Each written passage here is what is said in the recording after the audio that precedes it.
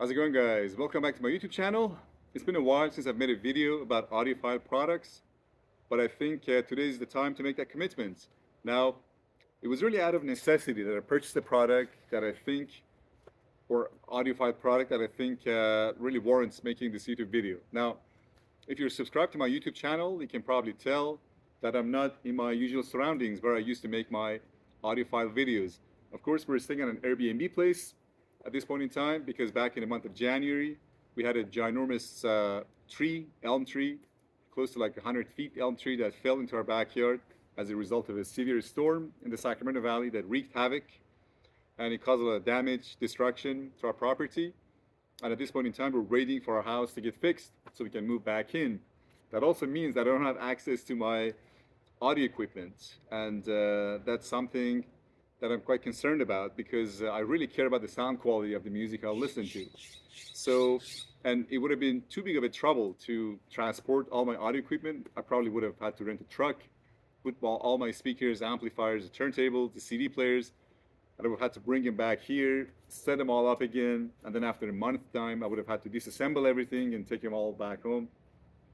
So that just wasn't something practical. So what I decided to do initially was to bring along this really good quality Bluetooth speaker by Harman Kardon. It's really designed, I think, for not necessarily audiophiles, but people who want that little extra nudge, extra push in terms of sound quality. However, when I transported this to our place, I noticed that it broke the bass.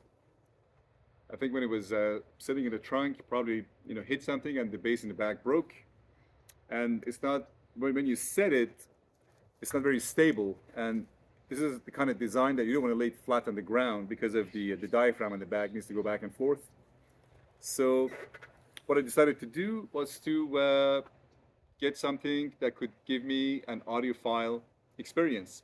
So I did a lot of research and I came to a decision to purchase a pair of powered speakers with a built-in amplifier.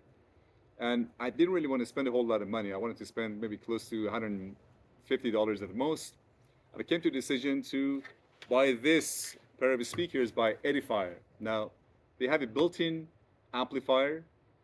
And the most important thing that really distinguishes this from this is that this can give you a symmetrical stereo sound experience.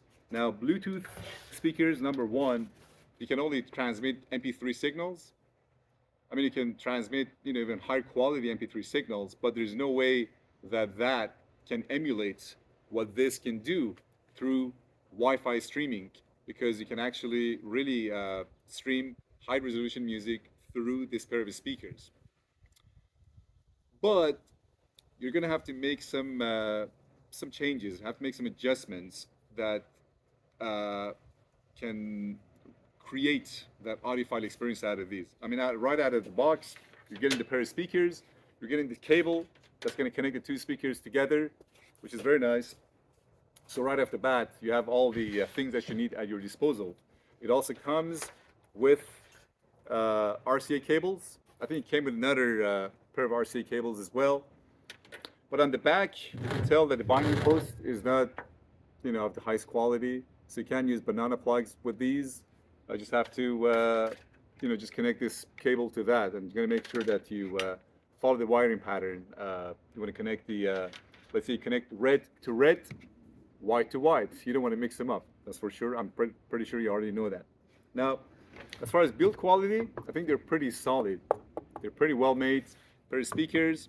And the fact that they've got a built-in amplifier, that's really really impressive that I can sell this for such a good price. I bought this pair for $100. So on the side, what we have is really the volume knob, and also we have an adjusting knob for treble and bass as well. I just put them right in the middle because I think that really gives you the kind of a balanced sound that comes out of these speakers. It's got it's not a detachable power cable, so it's got this, which is understandable at this price point. I wouldn't expect them to do that, but it's a nice package for $100. I think you're getting a lot. You're getting a pair of speakers that's well made, good size bookshelf speakers. You get the cable for the speakers, connect them together, and you also get a remote control as well. I think I didn't bring the remote control. But remote control is just for adjusting the volume. Now, but I said just a few minutes ago that you want to make some adjustments to really maximize the pleasure with respect to sound quality that you can derive out of the speakers. And these adjustments are in the form of getting a good quality streamer, getting a good quality DAC, and so you can stream your sound into the speakers. Now, you can, well, I mean, you don't want to do Bluetooth, that's the thing. So what I care about is really the sound quality and really just how the sound really fills up the room like a just beautiful aroma. And I think these speakers kind of they give you that ability to give you that kind of sound quality. Now, so first and foremost, you need to have your streaming device. And for me, it's the Google Chromecast. It's only got the HDMI cable. If you watch one of my previous videos I made about a year ago, I tell you exactly how to get the sound out of these. And I'm going to show you that again. So what you need is a sound extractor. This box, you can get this from Amazon for like $20. So this, I think I bought it for like $15. So the price kind of varies. I've seen the price varying from $15 to $30. So the Google Chromecast, which is a good streaming device, so it gets connected to the back through the HDMI, right? And from this separates the video and audio signals. So to get the audio signal out of this, what you need is this Toslink cable. So Toslink cable goes to the back here, goes to the back of this. SPDIF Toslink cable, optical cable, however you want to call it. So this, of course, you want to make sure that you plug in the power cable for this. It's just a USB power cable. So if you have an extension cord that's got a USB connection, that should fit the bill pretty well. So from this, you're going to go through a DAC. Now you could go directly from this to the pair of speakers. The DAC that's built into this is not very high quality, is mediocre at best. What I prefer to do is to get a DAC that's capable of really streaming high resolution sound onto these speakers. So what I do is, I got this just beautifully made DAC by Topping. There's also another DAC that's really comparable in terms of performance to this, and that's the one by Skit Audio, and that's the Modi 3. I also have that as part of my main system, but this can also do the same job that that particular DAC does. I think it's a $100 worth DAC. So the Toslink cable goes to the back of this, right? Now from here, this is the DAC. This converts the digital signal to analog signal, right? So from this, you're gonna have your RCA cable, goes to the back here, right? And then this goes to the back of the speaker, right? Left and right channel. So, and then it tells you that the PC and also the auxiliary, so I go through the auxiliary connection. I don't think there's any difference between the two, but I just put it in the auxiliary, and then you're good to go. Well, of course, you're going to make sure to plug everything into your power outlet before you can get any kind of sound quality, before you can get any kind of sound out of these.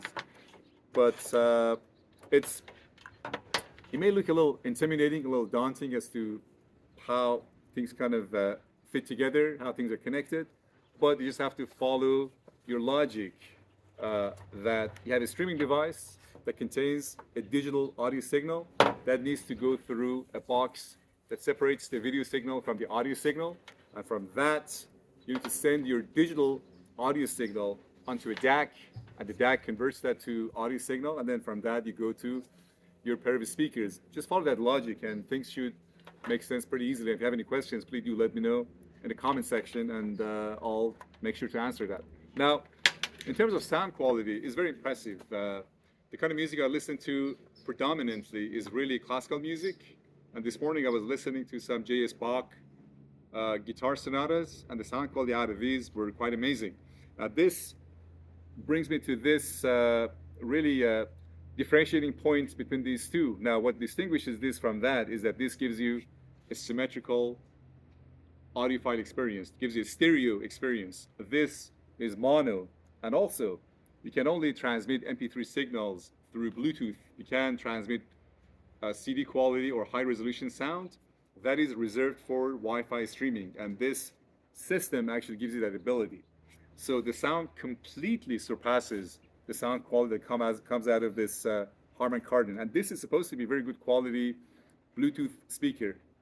So that says a lot.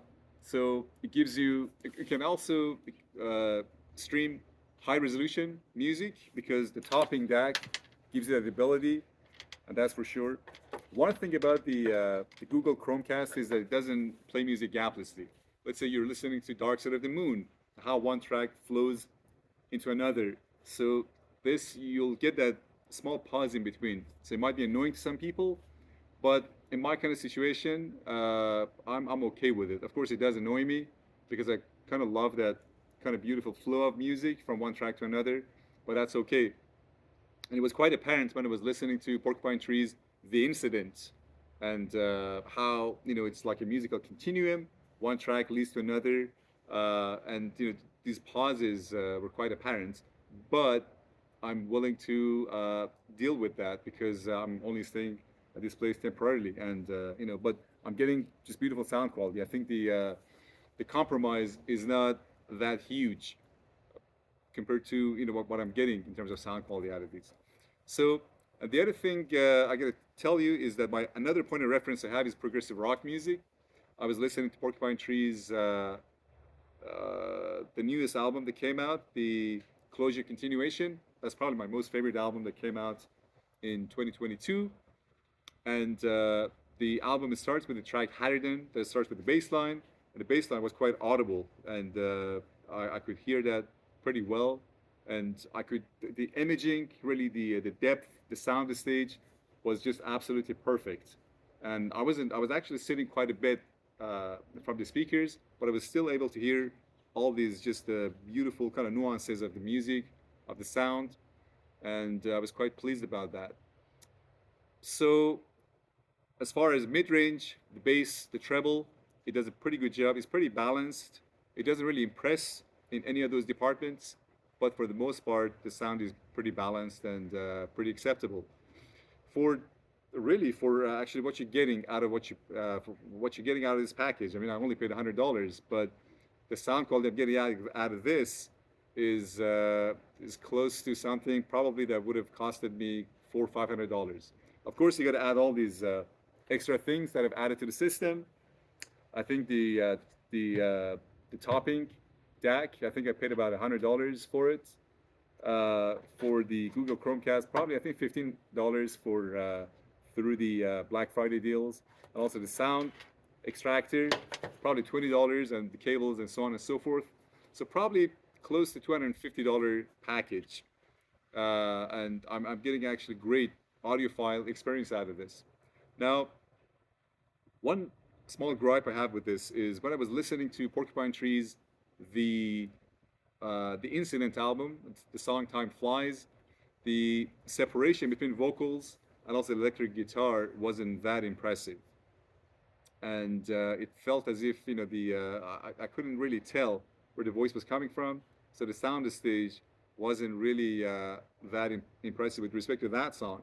But then I listened to uh, the song out of Jethro Tull's Heavy Horses called No Lullaby, and the vocals were just beautiful. I mean, they were really.